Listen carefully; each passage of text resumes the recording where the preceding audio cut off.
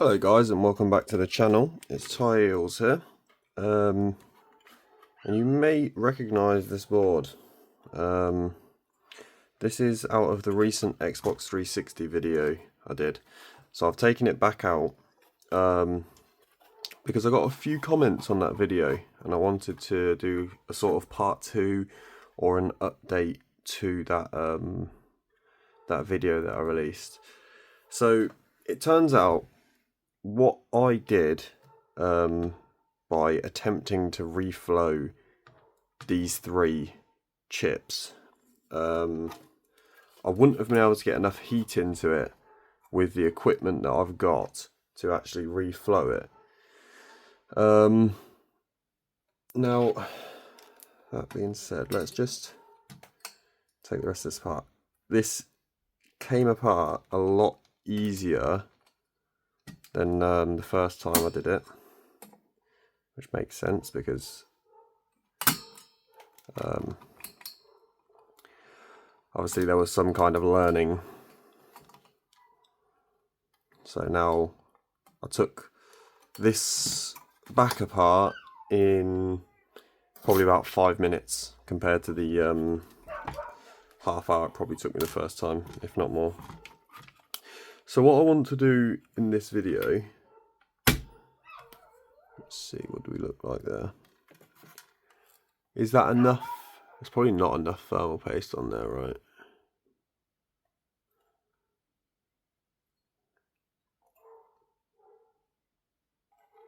Because you can see here, there's not enough, and where that would go down to, it's not. You can still see the Xbox 360 like writing on the chip there, so that probably wasn't enough thermal paste anyway, which is fine because we will rectify that. So in that video, the Xbox did start working again. The red ring went away, and it was working. So I just assumed, okay, we're fixed. However, I did know it's not 100% fix. Since getting the comments, I've realised it's a lot less of a fix than I initially thought it was. So what I want to do is actually get some heat on this again and just see if I can actually nudge. See if I can like nudge this a little tiny bit and see if it moves, to see if I am heating it up enough, which by the sounds of things there's no way with what the equipment I have I will be able to do that. So what I might have done is just heated it up enough so the solder joint expanded, and then it made a good contact for now, but it's a very temporary thing, could break in a week or 2 weeks, who knows. I did mention in the video that I weren't sure how long it would last, which is why I won't sell this, but I want to go back in and try and see for myself that actually that's not enough heat. The other thing we did get a comment for was the rolling, the rattling that I could hear, and I couldn't figure out where it was coming from. Someone commented, and it makes a lot of sense. It's to do with a switch. I don't know where that switch is, but it's to tell the Xbox which way it's orientated, whether it's laid down or whether it's standing up. I'm not sure why it needs to know that. Maybe something to do with the fan spin or the disk drive, maybe. I'm not 100% sure why it needs to know that, but apparently that's what it is, something to do with a switch. It would be interesting to know which one that is, if someone could point it out. Right, the plan is to do exactly what I did before, heat the back of the board, and then flux. I'm just going to do one chip to start with. I'm going to flux around here, and then so I'm actually going to heat this section of the board, this quarter maybe. I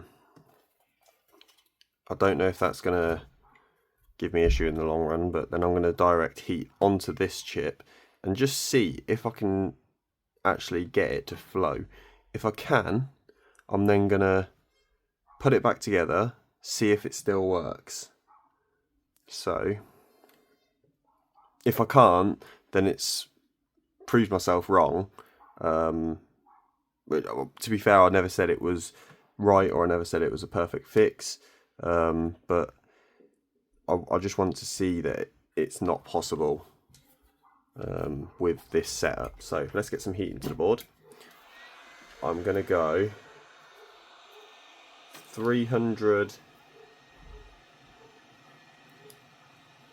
350 degrees.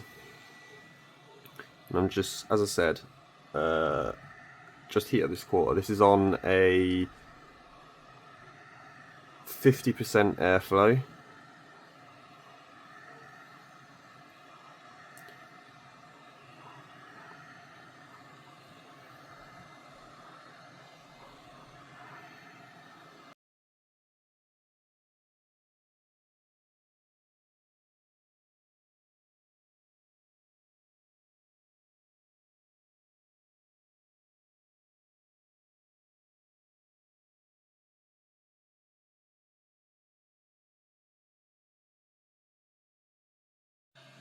Right.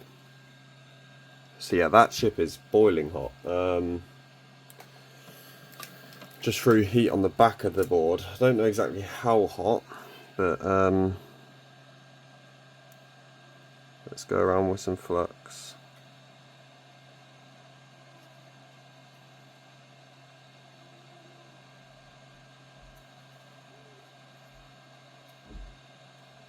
So you can see the flux almost like going liquid there.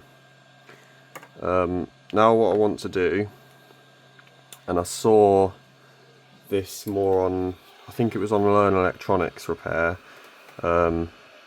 almost like blowing the flux. I'm going to turn the airspeed up, almost like blowing it under the chip.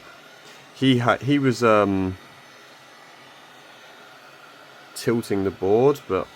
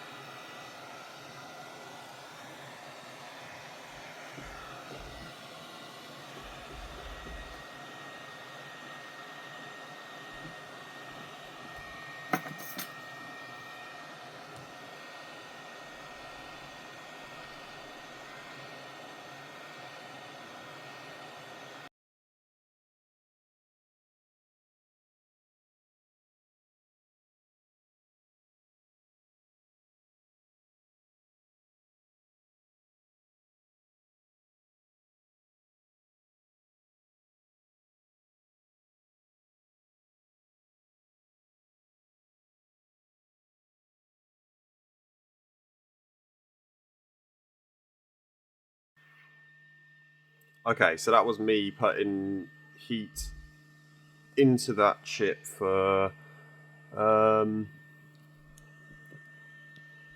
want to say about 3.5, 4 minutes. Bear in mind, I only heated that chip up for 30 seconds directly on it before.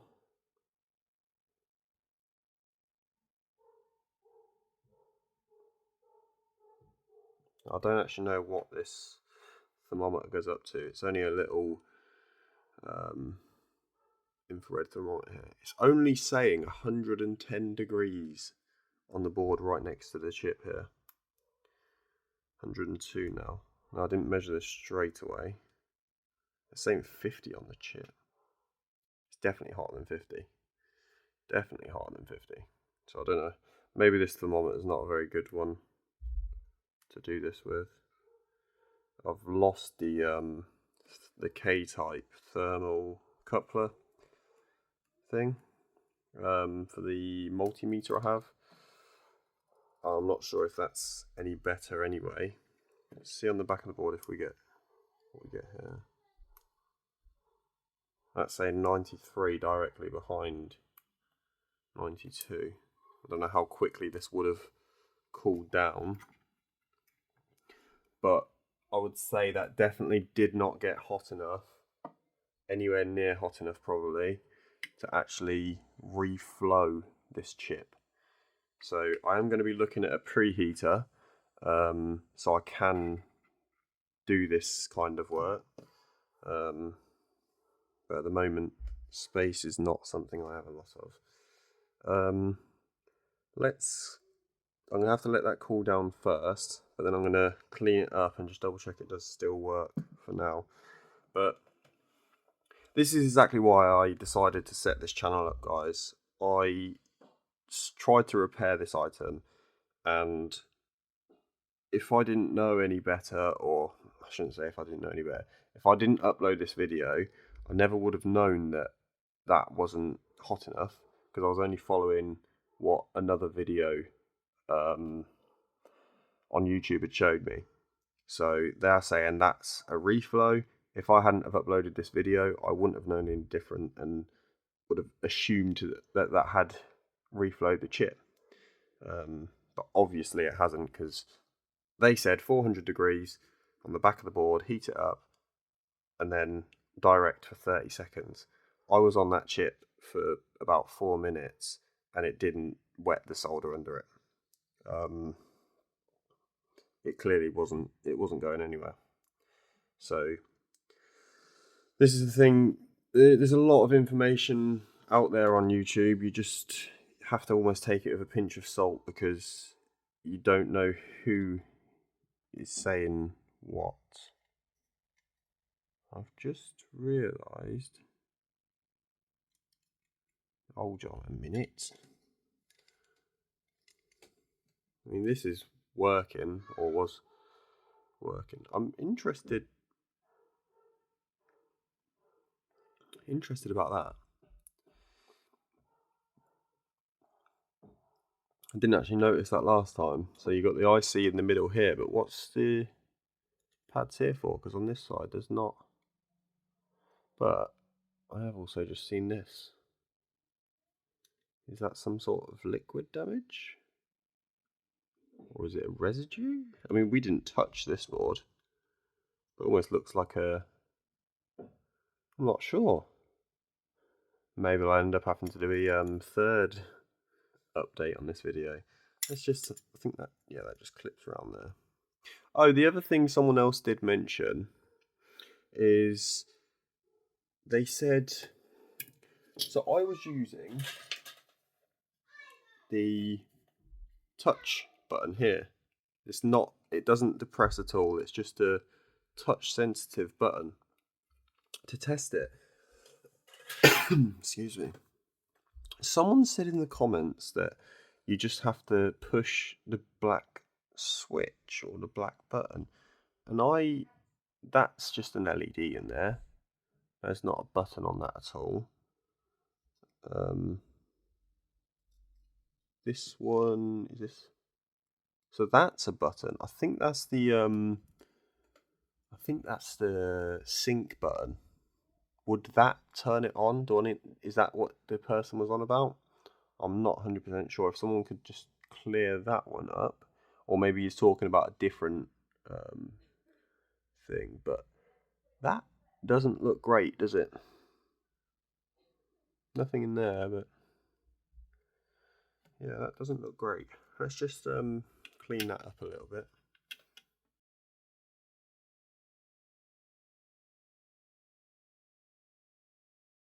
Looks much better, doesn't it? I wonder what that was. Do you wonder what that was? Right, let's put this back on.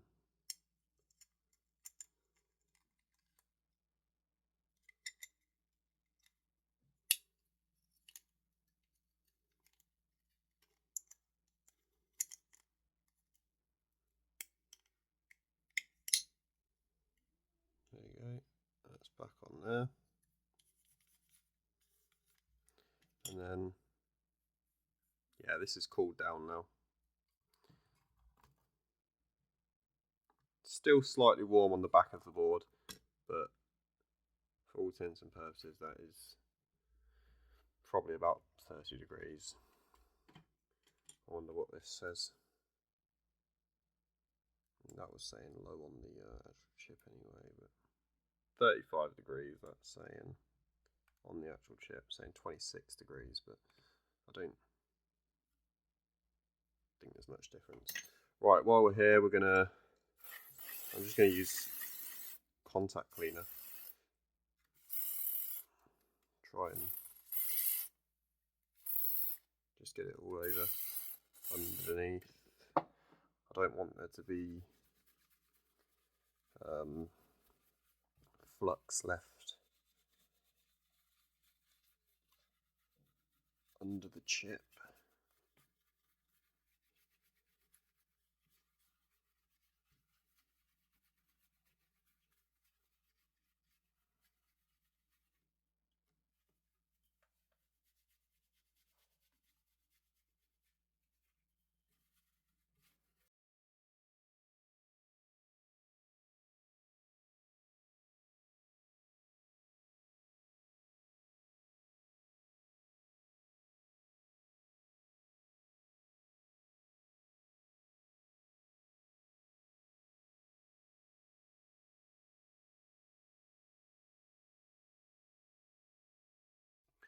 Right, so I'm going to put this back together now, and hopefully it still works. A fair bit more on there this time. Everyone's probably going to say, oh, that's way too much. You've got way too much on there, it's going to go overflow. I don't think this is, I don't think it's conductive. I'm pretty sure it's not. I think usually it's just the liquid metal ones you have to worry more about. Using too much, I think it's just more of a cost thing. If you put too much on, it's going to cost you more in the long run. So yeah, this video was just sort of addressing some of the comments that I got from the first part. Mainly this chip here, is it possible to reflow with the equipment that I have? Clearly it's not. I put heat into that for quite a while there and it wasn't going anywhere after we checked the temperatures on the board near the chip, and 110 degrees is nowhere near enough to wet those solder balls. The other thing was the ball that was rattling around. That was a great comment there from one of you guys. I had no idea that the Xbox 360 needed to know which way it was. So, and thinking about it, when I was younger, I do remember Xboxes rattling like that. So, yeah, it does make sense. The other thing was the switch for testing. Still couldn't see that, but again, if someone else can explain that a bit further, that would be great. And guys, yeah, if you have made it this far in the video, please do like, share and subscribe. Turn the notifications on. It really does help a channel my size. Every interaction basically helps it with the algorithm, so I really would appreciate that. I'm planning on using this console to JTAG. So if you would be interested in a video where I attempt to JTAG this console, let me know in the comments and I'll look at getting the parts I need for that.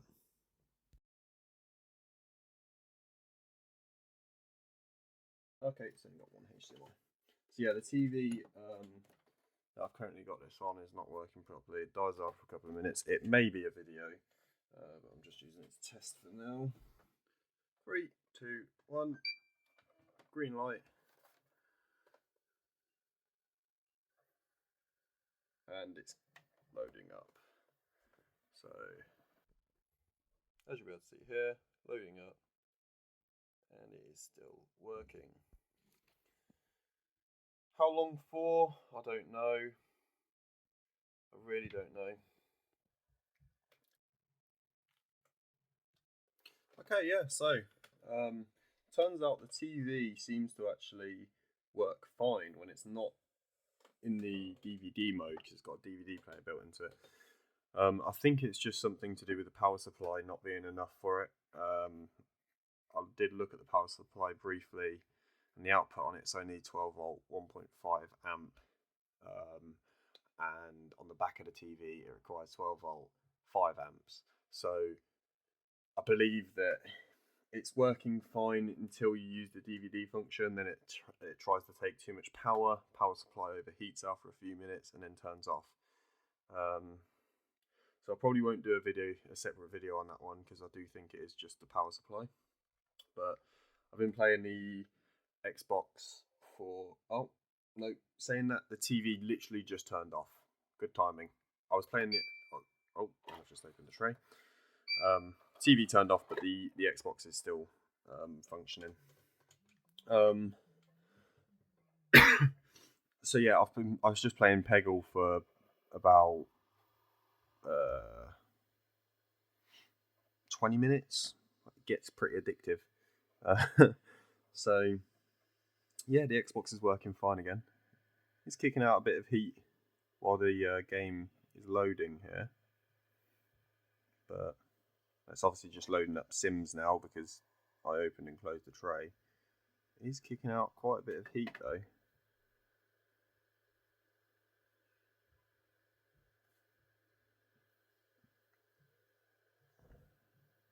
It's warm.